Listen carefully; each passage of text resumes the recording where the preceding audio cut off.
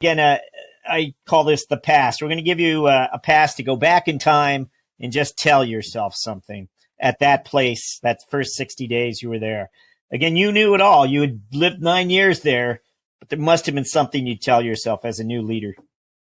Yeah, you're right. I'd been here so long. There was plenty. I knew what I was getting myself into when I stepped into the role. But I think the one thing that you can't emphasize enough is just making sure that as the CFO, you're managing the company and helping the board and the CEO manage the company in a way that you're nimble enough to manage through any change.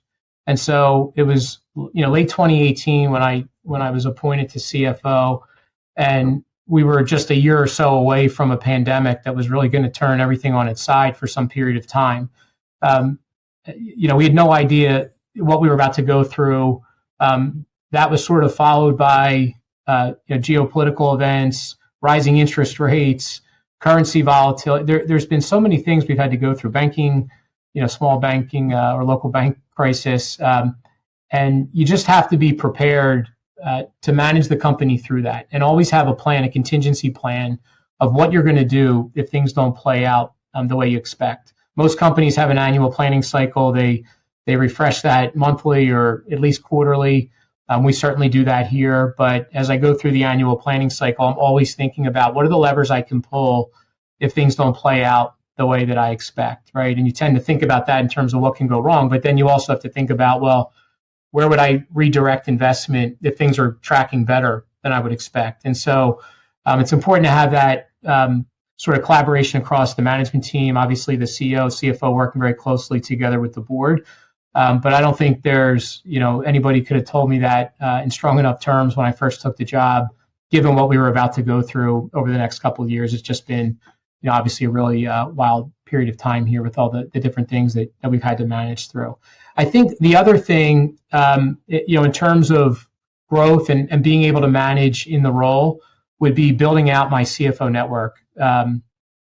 I'm really fortunate in that I work in a private equity portfolio with some of the best CFO talent in the world. And there's 40 or 50 other companies, and I get to network with those CFOs and share best practices, share challenges, and we get together in person every other year in a formal conference, and then a lot of informal interaction in between.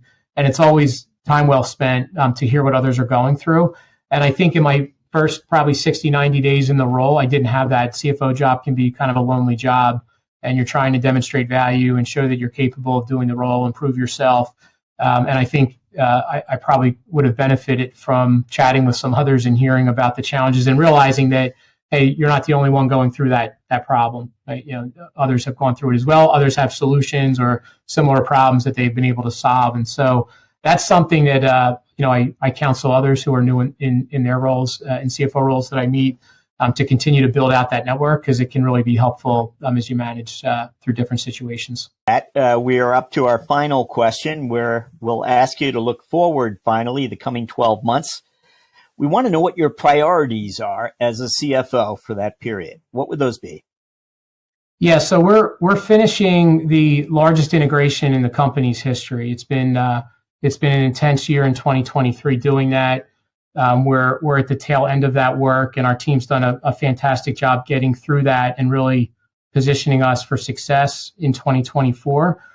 So we need to finish that off in the early part of the year, and then I'm really focused on how we accelerate growth and realize the revenue synergies from that acquisition. That's really what I'm looking forward to, is seeing the company now in a normal state, operating Qlik and Talent as one combined company.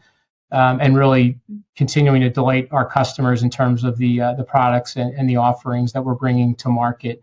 And I'm cautiously optimistic that the macro pressure we've seen will start to ease a little bit. We'll see deal making pick up. That'll present opportunities for us in terms of M&A and continuing to build out our product set. So there's a lot of exciting things ahead of us here in 2024, and we're looking forward to getting after it.